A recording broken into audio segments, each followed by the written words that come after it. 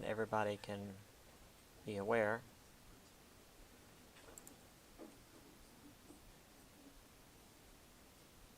Oh, that wasn't what I wanted.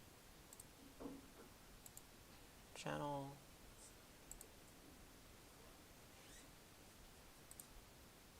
Try that again.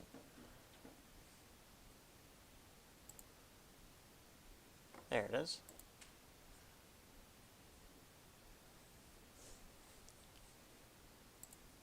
All right, perfect. Okay, so that's where we ended last time.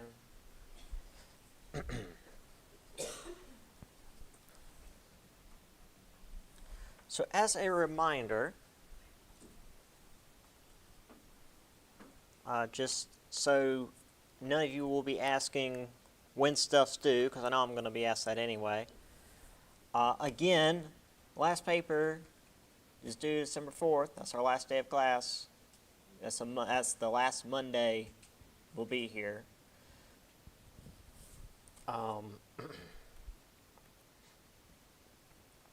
Actually, I can't bring that up without changing the format, and the stream won't like that. So yeah, we've got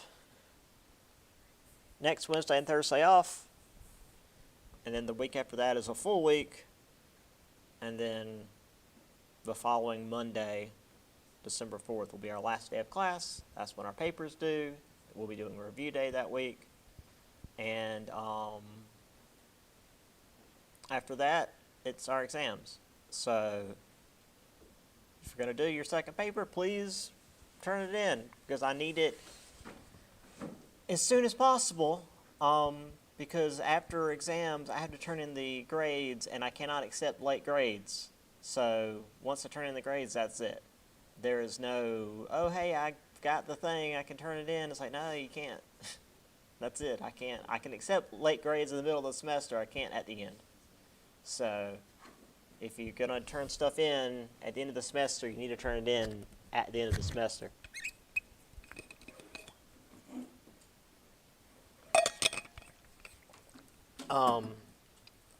Let me check something real quick. Dual enrollment exams. So yeah, for us, for this class, the exam is the first day of exams, December 6th, and here at 8:30. You've got 2 hours. You're not going to need 2 hours. But for the online class, I guess I'll just go ahead and, put it online at that time. But I'm not going to have it up for an entire week, because I've got to turn the grades in before that. So I'm going to leave it up until like the weekend, I guess. So for you online folks, please take the exam as soon as you can.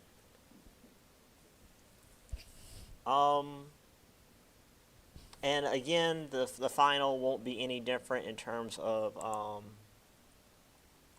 the size or material. It's just going to be from Chapter 7 on.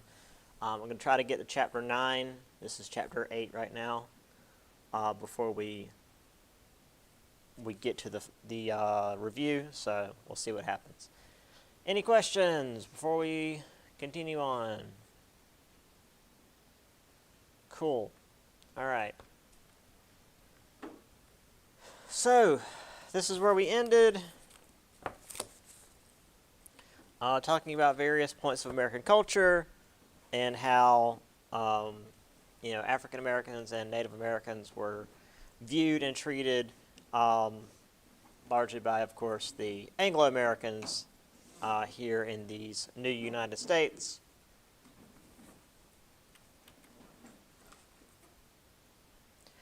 There was an interesting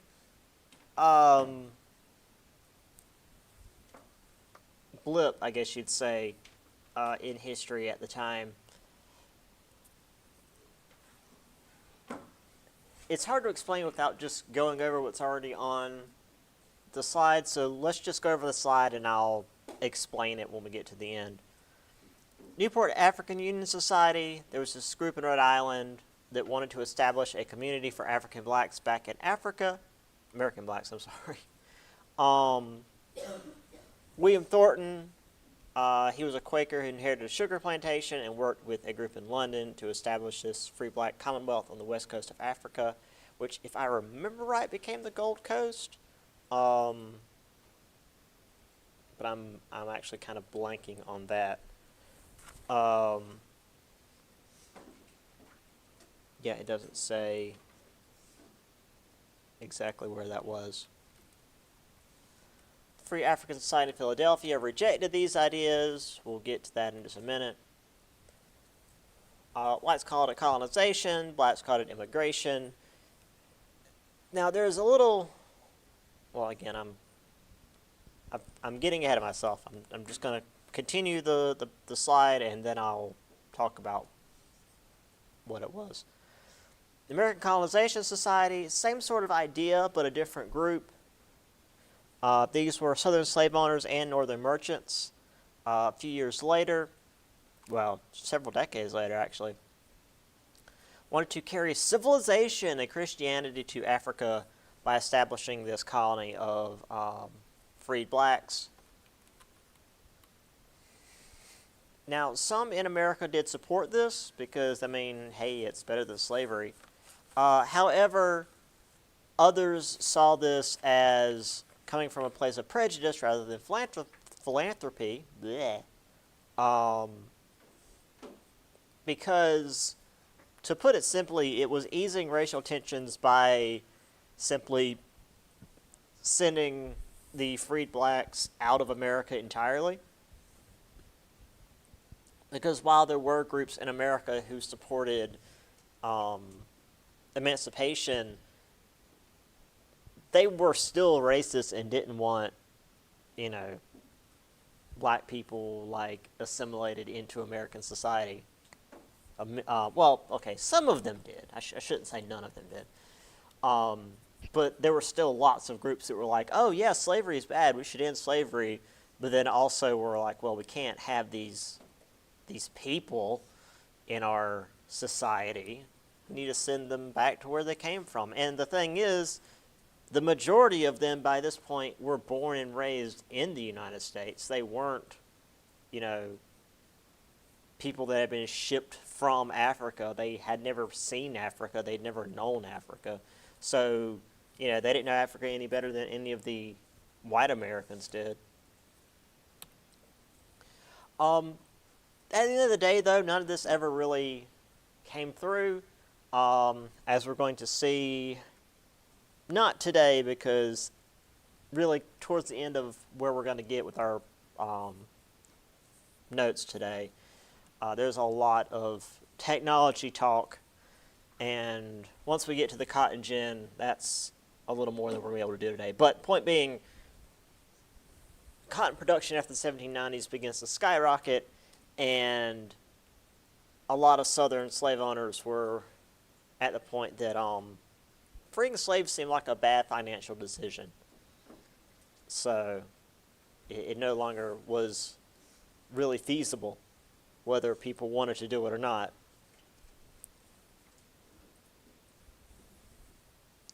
So this was an idea that cropped up at the time. It didn't really see much fruit. Now, that said, this idea does come up again later on, and has about as much success. But again, it's a weird idea of it's easing racial tensions by getting a group of people just out of the country, which isn't really easing racial tensions. It's just removing them entirely from the country. So yeah, it's a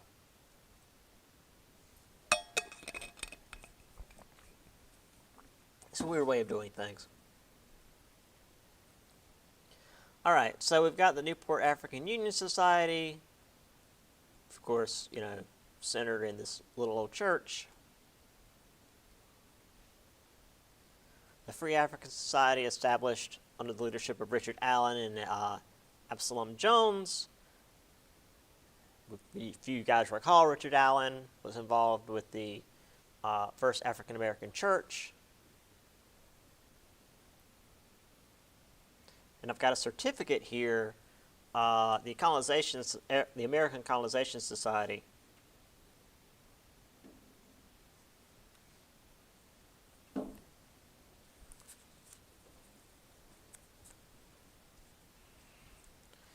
So,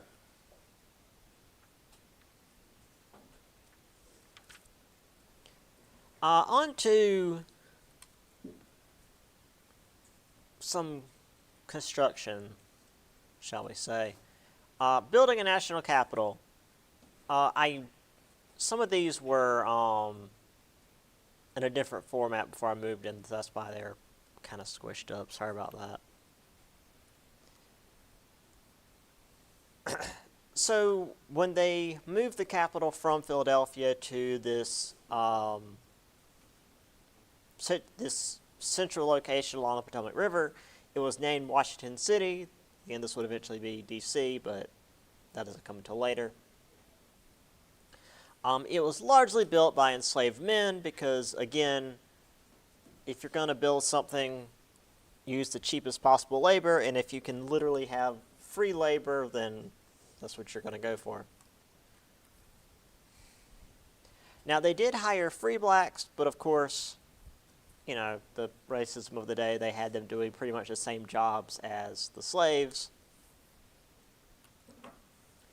Now, there were individuals who were skilled laborers. They were they had sets of skills that set them above your typical, you know, digging ditches and, you know, basic grunt work, such as Benjamin Banneker. He was a self-taught African-American clockmaker, astronomer, and surveyor. He worked with the surveyor Major Andrew Ellicott to, you know, actually plot the area that they were going to use to build the Capitol. So he was one of the major folks working on this. We have a number of major individuals. Obviously, you're not going to have to know all of them, but I just like to include them here.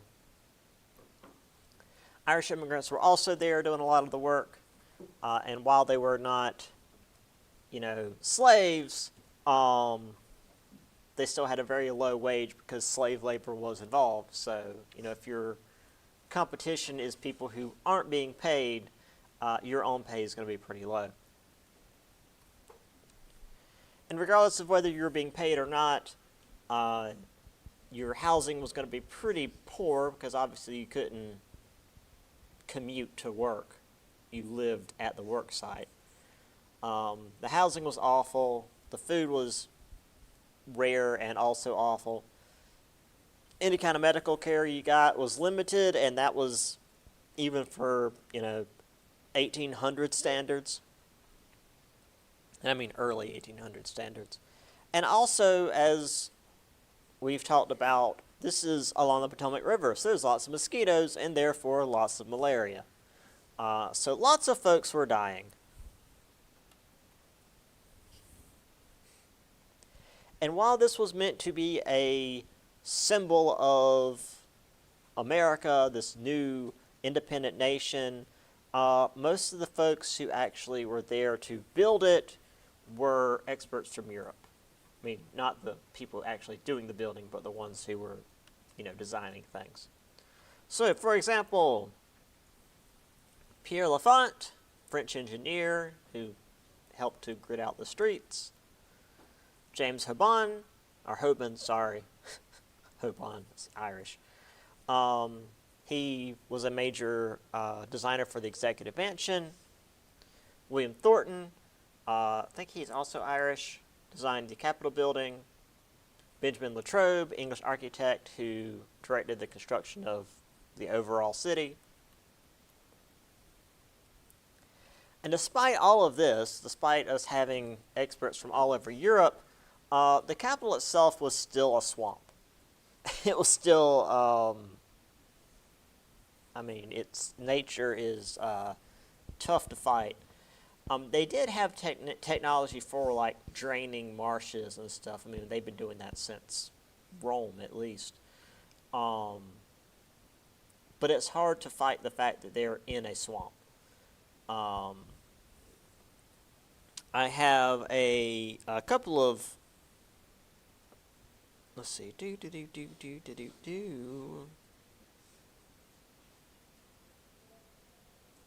we are. Washington's founders envisioned the city as a beacon to the world, proclaiming the advantage to Republican principles. Its location on a slow-moving river and its clay soil left the area hot, humid, and dusty in the summer, and muddy and damp in the winter and spring. Again, John Adams was the first to actually use it. When John Adams and his administration moved to Washington in June of 1800, they considered themselves on the frontiers of civilization. The mile-long road from the Capitol to the Executive Mansion was filled with tree stumps and was nearly impossible to navigate on a carriage. On rainy days, when roads proved impassable, officials walked or rode horses to work. That November, when Abigail Adams moved into the Executive Mansion, she complained the roof leaked, the huge house was hard to heat, and firewood was difficult to obtain. Most residents painted Washington in harsh tones. New Hampshire Representative Ebenezer Matroon wrote to a friend, "If I wished to punish a culprit, I would send him to do penance in this place, this swamp, this lonesome, dreary swamp, secluded from every delightful or pleasing thing." Others describe the city as a fever-stricken morass. So, yeah, it was not a fantastic place to be working, but that's what they had. And again, here's the map.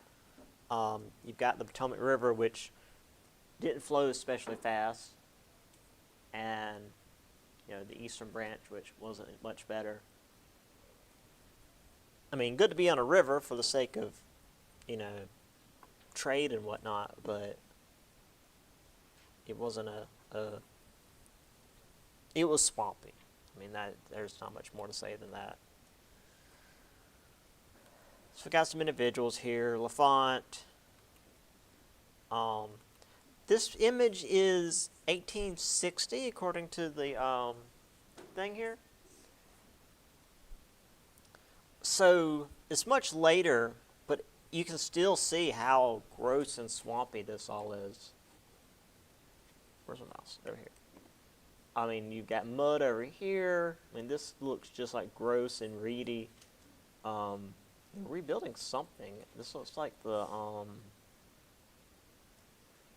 this isn't executive mansion. It looks like the Capitol building, maybe. I don't know. It was a whole thing. So,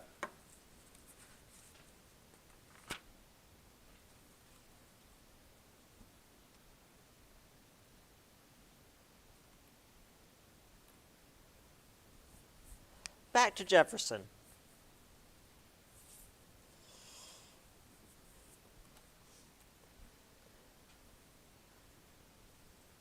If you recall, the biggest difference between Jefferson and Adams, well, Adams being a Federalist and Jefferson being a Democratic Republican, Adams was criticized for expanding the reach of the government and, taking more power than people were comfortable with. And so Jefferson's administration was to limit the reach of the federal government. Keep that in mind as we go forward today.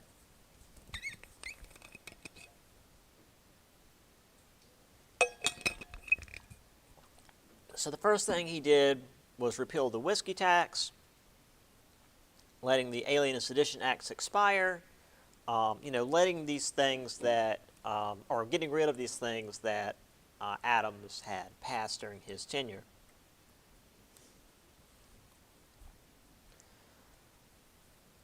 Then we also have Albert Gallatin, who we will see again towards the end of the notes today. He was a lawyer for the Whiskey Rebels. He was then appointed as the Secretary of Treasury for Jefferson, to help him reduce expenditures for the government. He also is very important later on in helping Jefferson with internal improvements in the country, which is to say, like roads and later on canals and whatnot. So we will see Gallatin again. In my Technology in America course, Gallatin is just very briefly mentioned as the Secretary of Treasury. He's more held up as the guy that helped Jefferson with these very important internal improvements.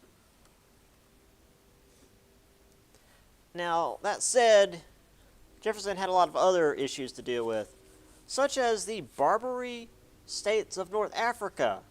This was a huge pirate confederation, not in the Caribbean, but in the Mediterranean. They controlled basically all of North Africa, from like the west coast to basically where Egypt is.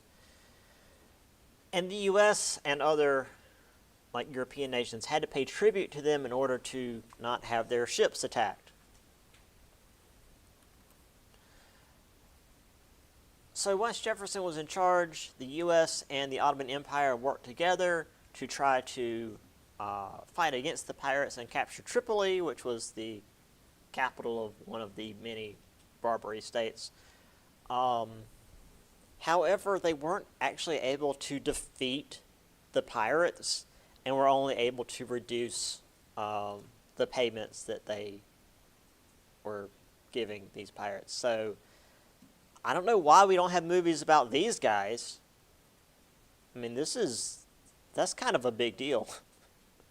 The Ottoman Empire was still pretty powerful at this time. This wasn't yet when the Ottomans were about to fall apart. We're getting to that point, but not quite yet. Speaking of other things going on in the world, the Haitian Revolution, which was scary for, particularly the slave owners.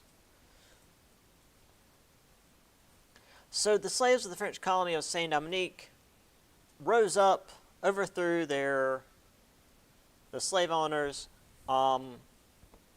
During the French Revolution, they worked with the Spanish and the British during this revolution, and then the Spanish and British decided they were going to take over because you can't have slaves running a country. So then they proceeded to fight against the Spanish and British and kept them off the island. And then the French Revolution sort of technically ended, depends on how you want to look at it, and Napoleon came to power, and they worked with Napoleon for a little while, and then Napoleon wanted it back.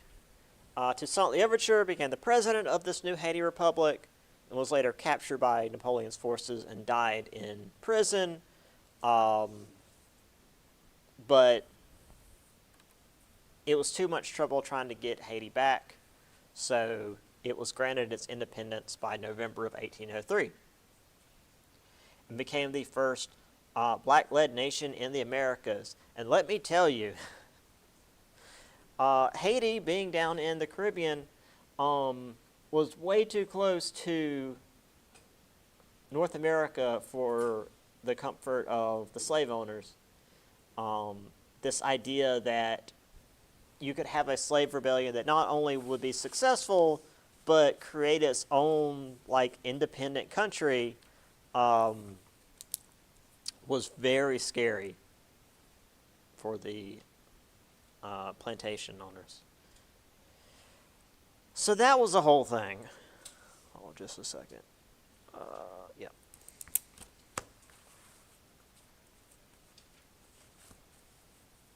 And actually, after this point, North America, the United States of America, and the European powers constantly interfered with Haiti's economy, and that's why to this day Haiti's a very poor nation, because Western powers were constantly interfering with it and causing it to fail. So, thanks, Western power.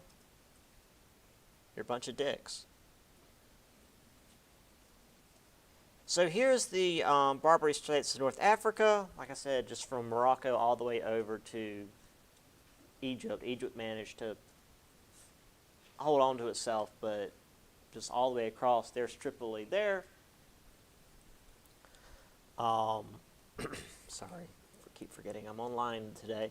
Tripoli here. But yeah, I mean, this is a lot of pirate bases. I mean, not to say like all these countries were just like all pirates, but they had like these major port cities under their control. And considering some of these, like Algiers here, were essentially the capital of the country, yeah, they were pretty much in charge.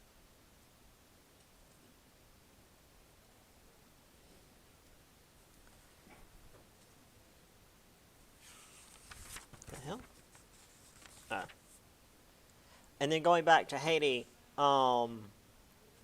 they showed the French how they felt. I mentioned this to my class yesterday. Well, I shouldn't say there's two ways to hang a person, because I imagine there's many ways. But there's two major ways to hang somebody. There's the correct way and the rude way. So the way that's usually done, you know, in like westerns and such, when it's like a government body doing so, they put them up on the platform, and the platform falls away, and the person falls, and it breaks their neck. It's typically, when it's done correctly, it instantly kills them, or at least it breaks your neck so you don't feel it. And then there's this, which is they put a rope around your neck and just lift you up while you're still kicking. This is a much slower, more painful death. And it's done this way on purpose. As you can see, they've got rows of them. So, yeah, when you want to make a statement, you do it this way.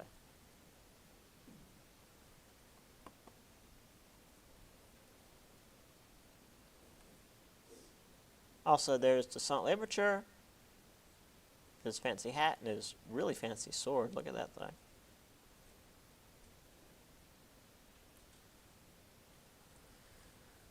Okay.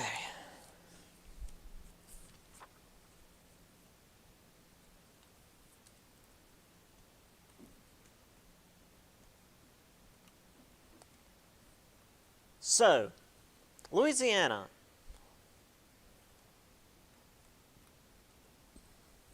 Now, this is a big deal. Now, normally when we talk about Louisiana Purchase, this is like, so then we bought Louisiana from Napoleon for like $15 million, whatever.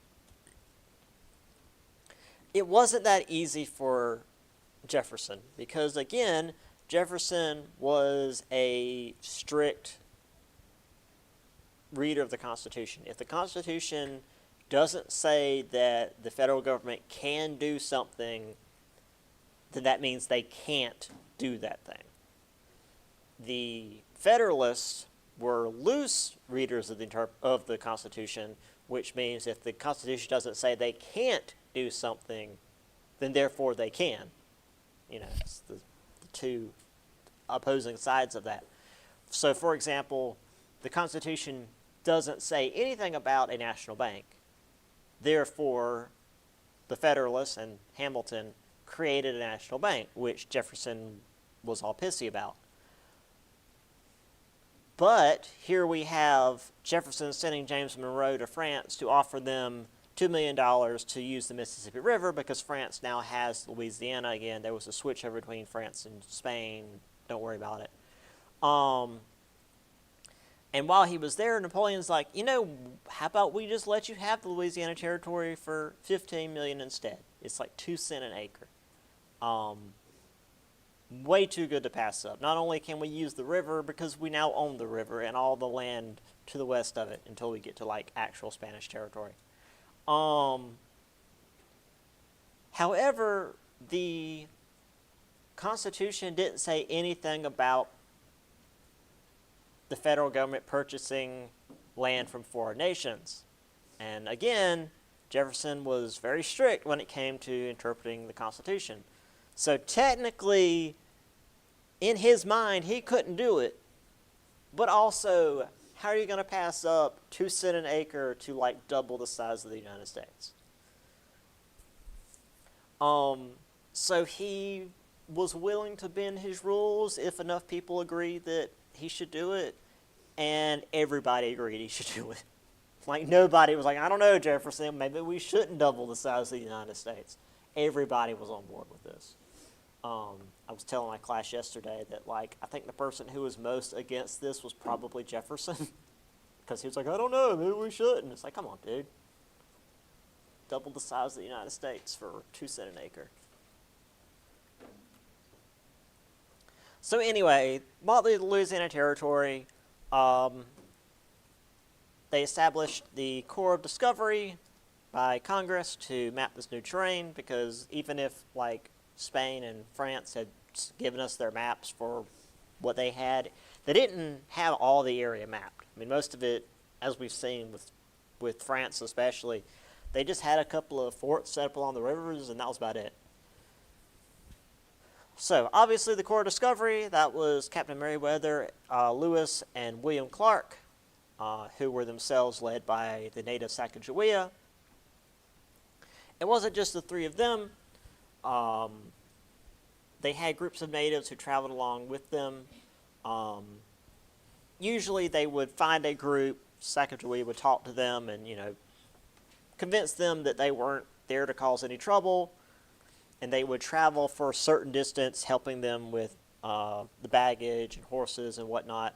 And then they would get to a certain point where it's like, okay, we're not going to go any further, dude, because there's another tribe, but you can work your business out with them. We're going to go back home. And they would work with this next tribe and move the next distance on. But Sacagawea was with them the whole time. That's why she's, in the history books for having been there. Also, there was a young man named York. He was a slave that was working as a scout under Clark, and when they got back from the expedition, he earned his freedom. The book doesn't specify that Clark,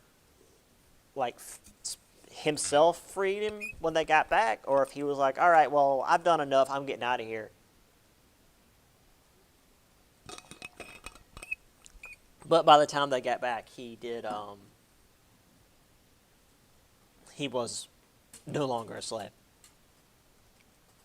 Now, everybody knows about Lewis and Clark. That's something that we should have all learned in, elementary school. So, therefore, I'm going to focus a little bit more on this next guy for 2 reasons. One, I like his name.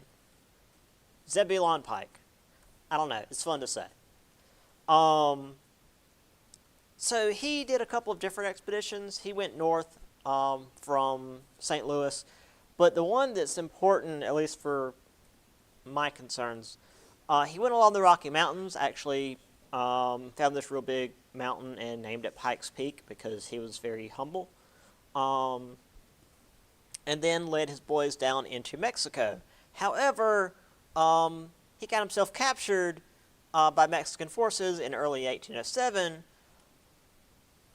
but apparently they didn't really consider Pike and his boys a threat because they weren't a military expedition, they were an exploratory expedition. So they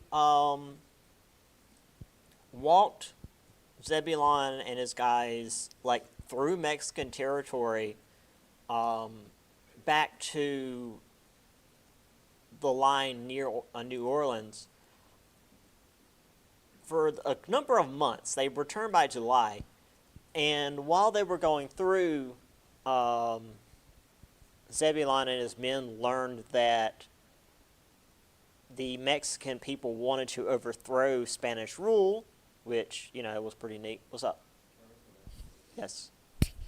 So they learned that, the Mexican people wanted to have their own independence movement, and also got to do a little bit of scouting inside of what would become the Southeast United States eventually.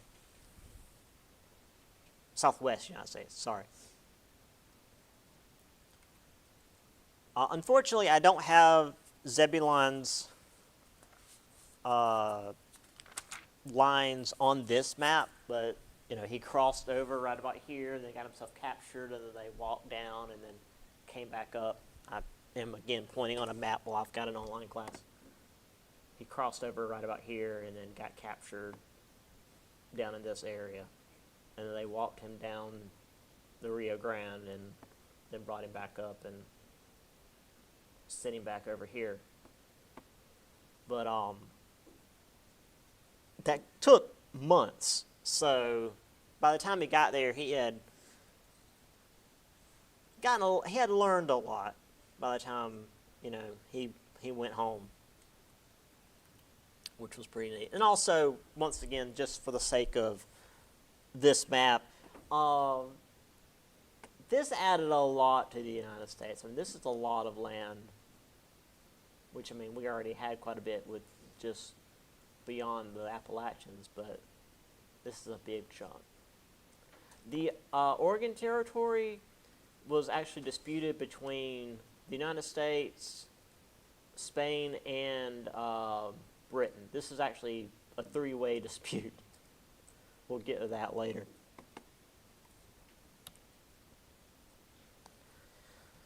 Anyway, the Lewis and Clark expedition. I've got a number of images for that because, it's very famous.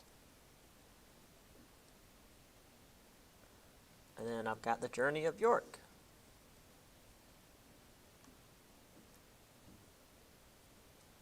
And there's Zebulon Pike's route. He made his way up the Mississippi River from St. Louis for the first one, and then along this way to Pikes Peak, and then made his way down, got himself captured somewhere down here, and they walked him through Mexico and then brought him back up into Mississippi. Well, Louisiana, but the Louisiana Territory.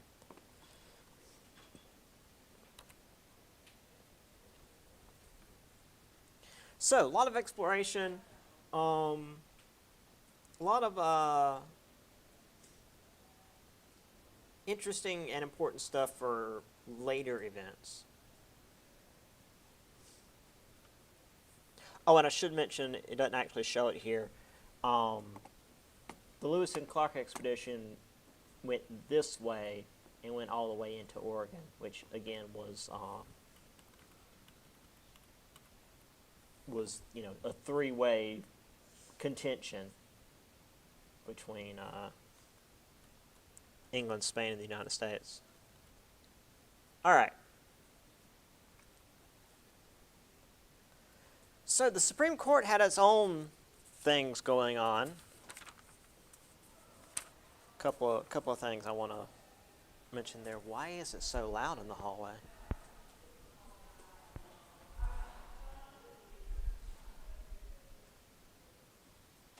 Those vaulted ceilings look nice, but they sure do echo.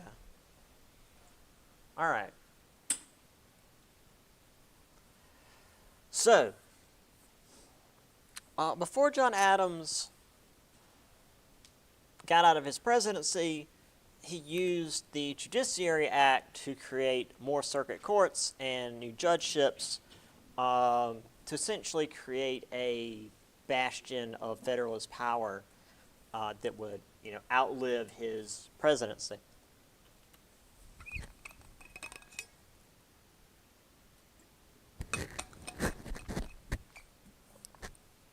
This led to the Marbury v. Madison court case because Madison refused to accept Adams' commission of judges,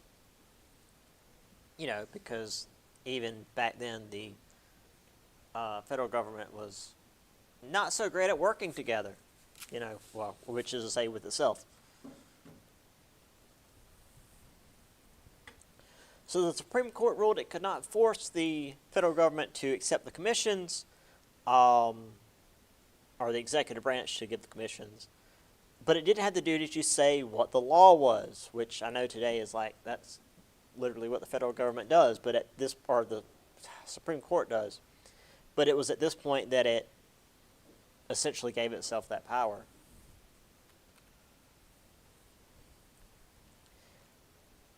And then the next year, it claimed the right to rule on the constitutionality of state laws, which wasn't necessarily something that it could do before, but, you know, like I said, when it's a court, so its power depends on precedent, it depends on rulings. McCulloch v. Maryland reinforced the loose interpretation of the Constitution's implied powers clause. Basically, the federal government had the right to make all laws which shall be necessary and proper. Once again, this goes back to the Federalists, like creating the National Bank, which is to say right here. If there's something that the federal government needs to do to protect or strengthen America, and it's not necessarily said that it can be done in the Constitution, but again, it's not necessarily prohibited by the Constitution, then the federal government has the power to do that. And again, this was used to create the first national bank. And as we said, the Democratic Republicans didn't like it, but they chartered the second national bank in 1816 because they saw how important the first national bank was. And this whole court case with Maryland, they try to tax the branch banks of the national bank. The court rejected this, saying that the power to tax involves the power to destroy. Basically, the state of Maryland, who is calling me? I don't know.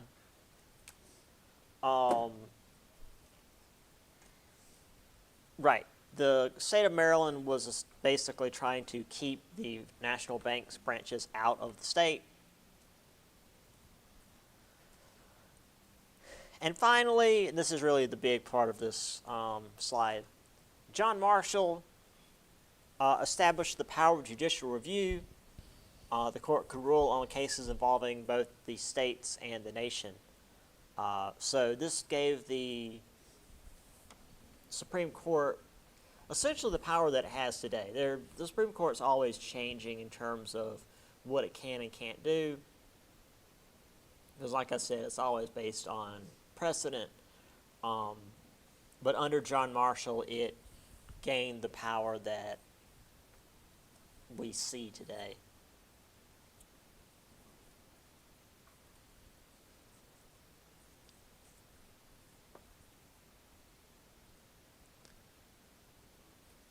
So we've got the Judiciary Act, which, like I said, created a lot of new federal judgeships to try to keep federal power in at least one branch.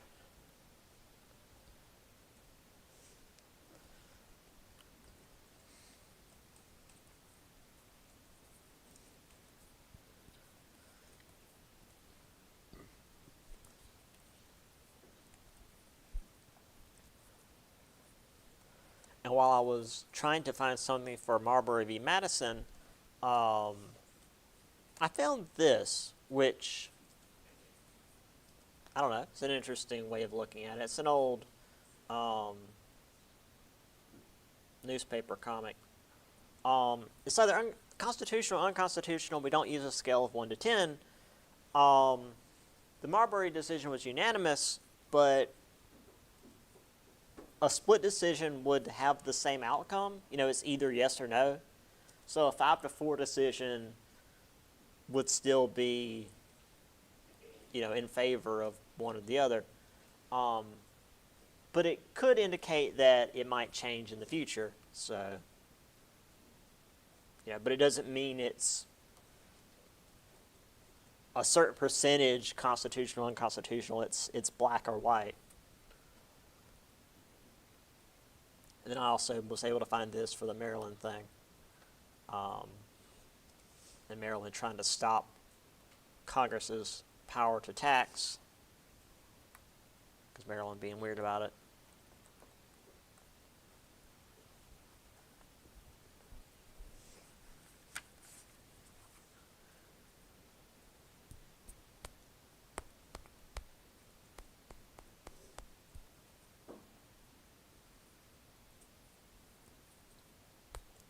Right, so the Supreme Court's more powerful, largely through its own machinations, but the Supreme Court, or the courts in general, judiciary branch, was full of Federalist powers, so they were looking at a loose interpretation of the Constitution. Now that said, the Democratic Republicans who wanted to reduce federal power weren't necessarily doing that.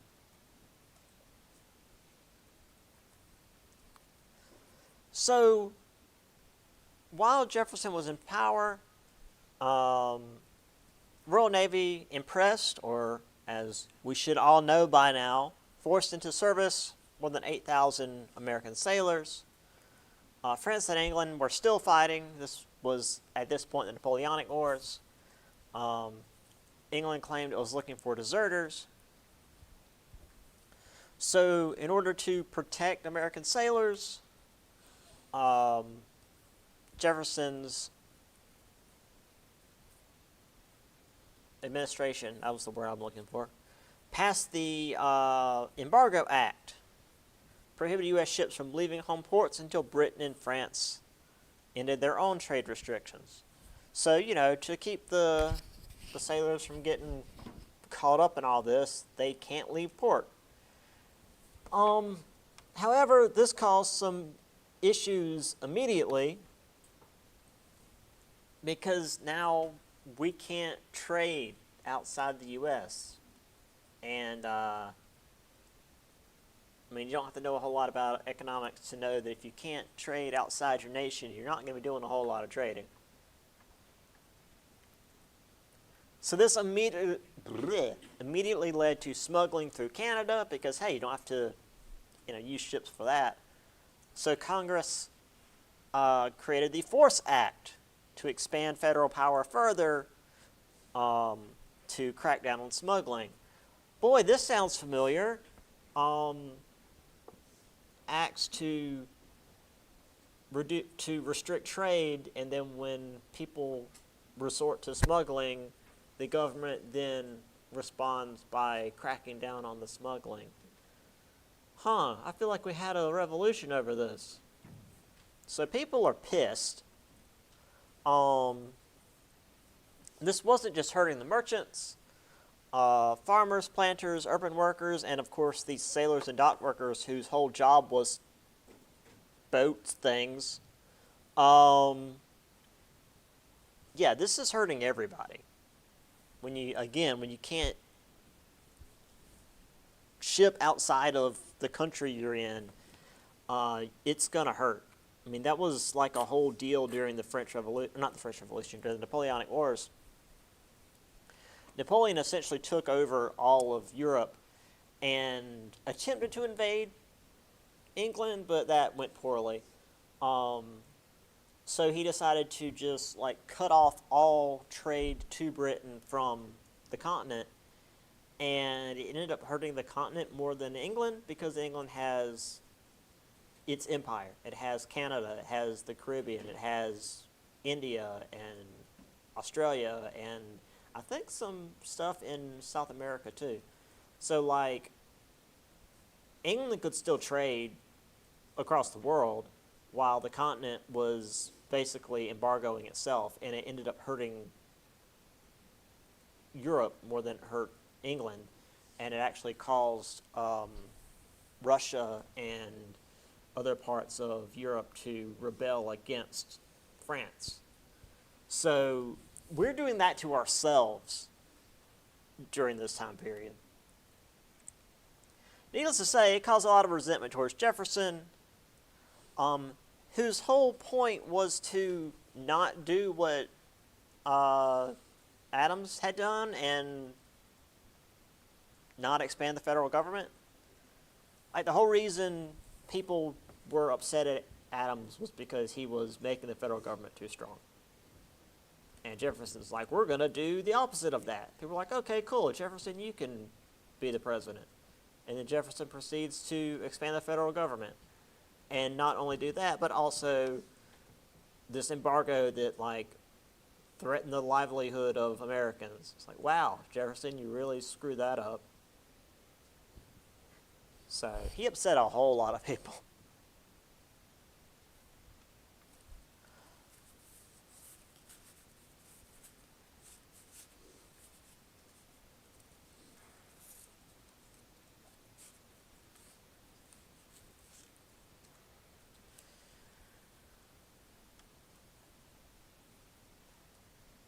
Now, this image that I'm about to show you guys is in the book. Certainly one of my favorite images that's not that gif of the dog and the guy shaking hands, because that one's just great. But this one is like an actual period piece.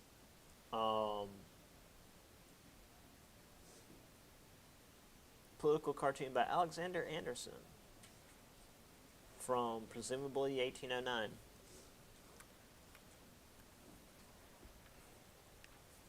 So it's a guy trying to ship sugar. You got super fine sugar there. And he's getting his ass bit by a snapping turtle. Says, oh, this cursed, oh, grab me. That's the name of the turtle, which is embargo spelled backwards.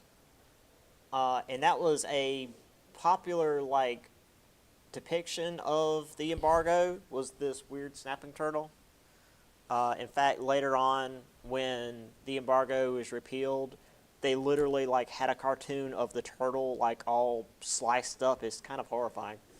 So yeah, that's a thing that's in the book, and I had to find it and include it in our PowerPoint. So it's a big snapping turtle. All right. I think, yeah, let's do one more, at least one more, so we can be as far as my other classes. Because after that, it's technology, and that's the cotton gin and all of that, and that'll take too long to get into. So, yeah. Once again, I had to kind of go up a little bit too far. That's the U.S. population grows and migrates. So we've got a growing and migrating population. This is the next section. We're making the U.S. economy. So it's a bit of a shift in tone. By 1820, a quarter of non-Native Americans lived west of the Appalachian Mountains. That's a major shift. You know, before this, most Americans were like on the East Coast, usually clustered around the cities. You know, we'd seen some Americans had moved into like the western portions of the eastern states, but that was about it. But we're seeing here, you know, you've got now 25% were across the Appalachians. That ain't bad. Again, most folks were living out in rural areas, but cities were starting to grow. New York and Philadelphia had about 100,000, with large groups of immigrants, particularly the Irish, showing up and tending to stick around in the cities. The frontier had large cities as well, New Orleans and Cincinnati, for example.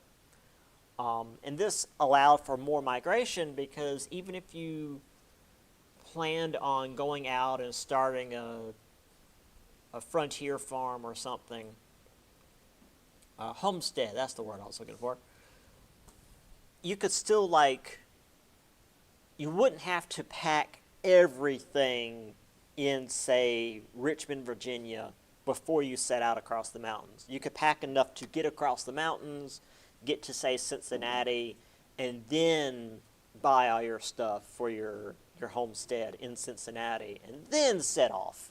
Like you had a midpoint. And not just Cincinnati, St. Louis was there as well. So there were cities, there was some civilization west of the Appalachians now, and that let people move west and still have like places to go to get stuff before they went out and did the whole frontiersman thing. Obviously, though, as more and more people are heading west, it's causing more conflict. Native Americans, French and Spanish settlers who are still there, because even though, the French sold, or the French government sold the land to us, the French people aren't necessarily leaving. And same with the Spanish. The Spanish who were there from when it was Spanish land, and also the Spanish who were just in their territory, because of course we immediately pushed up to the line and started causing trouble because it's just, we're Americans. This is important. The roads and turnpikes were a pretty big deal to get people to move around at all. So before the Lancaster Turnpike was completed, it cost as much to move wheat 62 miles across land to Philadelphia as it did to move stuff from Philadelphia, or to move that wheat from Philadelphia to London by boat. So it costs as much to move it 62 miles as it did to ship it, I don't know, however the hell it is, however far it is across the Atlantic to London. The whole Atlantic.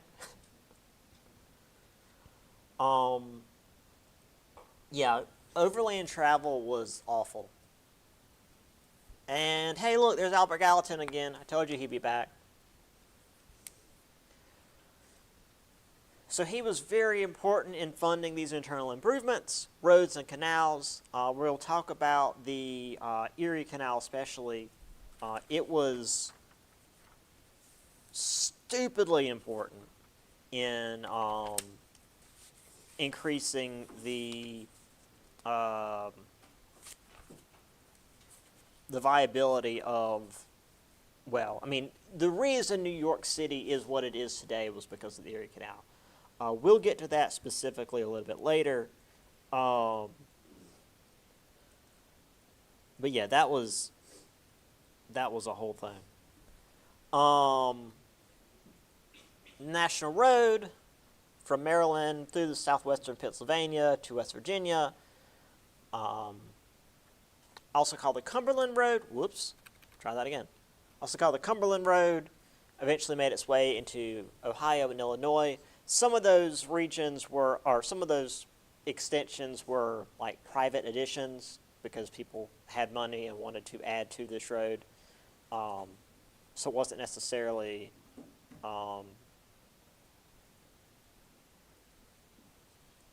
like just federal road. Now again, these are not, well, I'll show you in a minute what these roads look like. They were certainly not what we think of as like paved national roads, but they were better than they used to be. Also at this time we were getting more technological advancements. Robert Fulton used Oliver Evans' steam engine, which was more advanced than there had been steam engines at this time. The steam engines earlier on were real inefficient. Worked with the very rich Robert Livingston in Paris and created the first successful steamboat, the Clermont. There were steamboats prior to this, but they didn't quite take. The Clermont was the first one to be very efficient and, was, successful is right there in the PowerPoint. It worked good enough that they could actually use it for stuff. And the reason steamboats were important is because you could actually sail them upriver rather than just, putting stuff on a barge and letting it drift downriver, which was what most shipping was up until this point. Because obviously you couldn't really put a sailboat on a river. You had trees, and the trees and sail masts don't get along real well. So you'd usually put stuff on a barge, let it float downriver, get to a shipping port like, say, New Orleans, and then transfer that onto an actual sailing ship and then go overseas. With a steamboat, you not only could move that stuff faster, but you could actually move it back upriver, which, again, was a huge deal. So here you can see the growth of the cities. And to this day, driving up 95, once you get honestly, even past Richmond, but especially once you get to Washington, it's just kind of all one big city all the way up. It was a hell of a thing once to get to Providence. Yeah, especially this region, it's just all one big metro area. I do like how we've got Charleston, and then over here it's just like Charleston, not really any bigger. But hey, they've got Montgomery, Alabama now, which was a ironworks city. And New Orleans grew a little bit.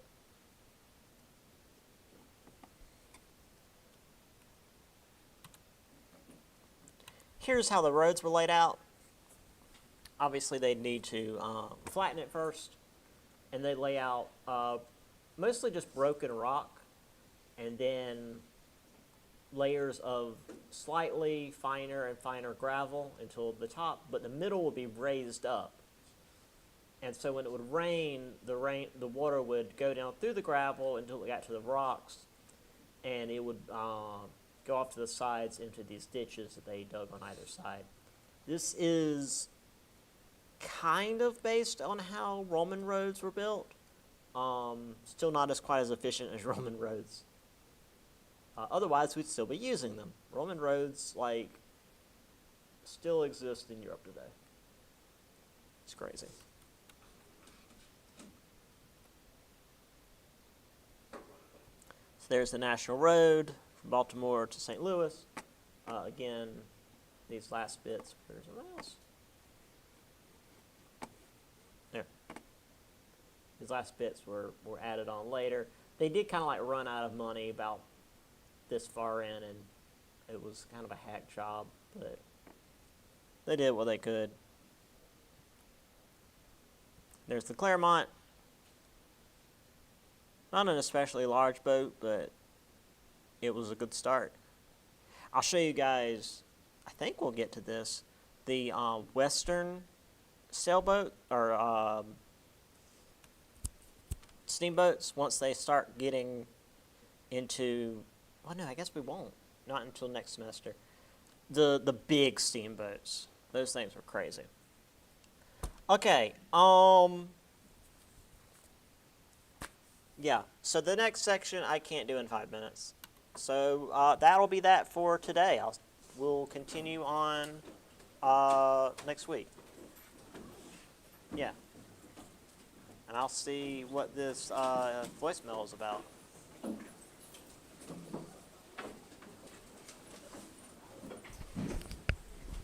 All right, see y'all later on.